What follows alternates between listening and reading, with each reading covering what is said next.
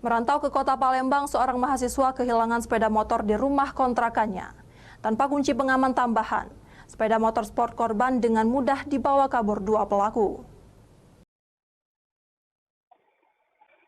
Dari rekaman CCTV terlihat satu dari dua pelaku berjalan kaki berlahan mendekati sepeda motor korban. Diduga menggunakan kunci T, pelaku merusak kunci kontak sepeda motor korban. Para pelaku beraksi menjelang subuh memanfaatkan cuaca hujan. Pelaku dengan perlahan mendorong sepeda motor korban keluar dari pagar kontrakan. Terlihat juga pelaku menunggu dengan sepeda motor sambil memantau lokasi sekitar. Akibatnya korban kehilangan sepeda motor sport seharga puluhan juta rupiah. Kejadian ini terjadi di Jalan Perdamaian Lorong Sukadamai 1, Sukajaya, Kecamatan Sukarami, Palembang. Korban baru menyadari sepeda motornya hilang saat terbangun menjelang subuh. Saat membuka pintu, sepeda motor yang terparkir di teras kontrakan sudah hilang. Korban mengaku sudah lama merantau ke kota Palembang untuk kuliah.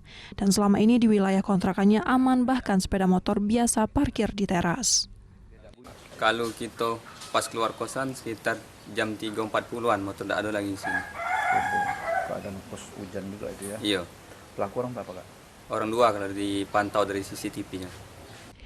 Berbekal rekaman CCTV, korban melaporkan kejadian curanmor tersebut ke Mapolsek Sukarami, Palembang. Korban berharap sepeda motor sport miliknya dapat ditemukan. Dari Palembang, Firdaus, iNews melaporkan.